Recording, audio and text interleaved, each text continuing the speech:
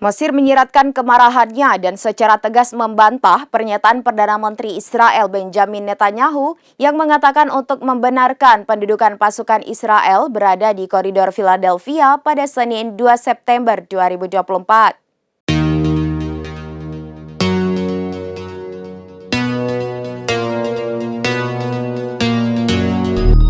Mesir menyiratkan kemarahannya dan secara tegas membantah pernyataan Perdana Menteri Israel Benjamin Netanyahu yang mengatakan untuk membenarkan pendudukan pasukan Israel berada di koridor Philadelphia pada Senin 2 September 2024. Pemerintah Mesir telah menandatangani perjanjian dengan rezim Israel yang berupaya mengelola urusan koridor Philadelphia, sebuah wilayah di sisi Palestina dari perbatasan Palestina-Mesir di jalur Gaza Selatan.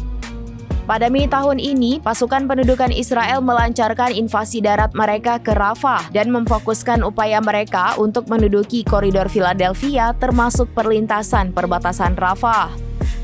Dalam pidato media hari Senin, Netanyahu menyebutkan Mesir dalam beberapa kesempatan untuk mengalihkan opini publik Israel, menghalangi tercapainya kesepakatan gencatan senjata, dan menghalangi upaya mediasi Mesir, Qatar, dan Amerika.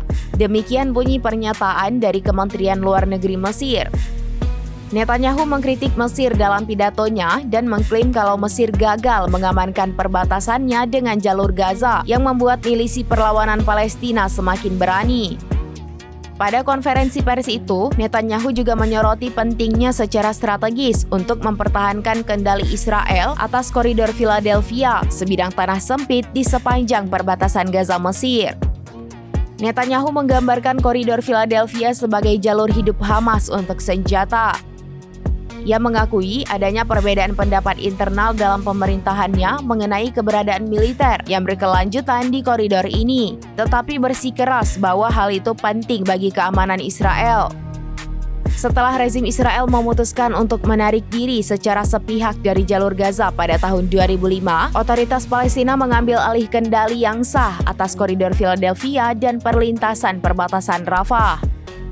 Pernyataan Mesir tersebut menyatakan bahwa pemerintah Israel bertanggung jawab atas konsekuensi dari pernyataan yang memperburuk situasi yang bertujuan untuk membenarkan kebijakan yang agresif dan menghasut, serta menyebabkan eskalasi lebih lanjut di kawasan tersebut.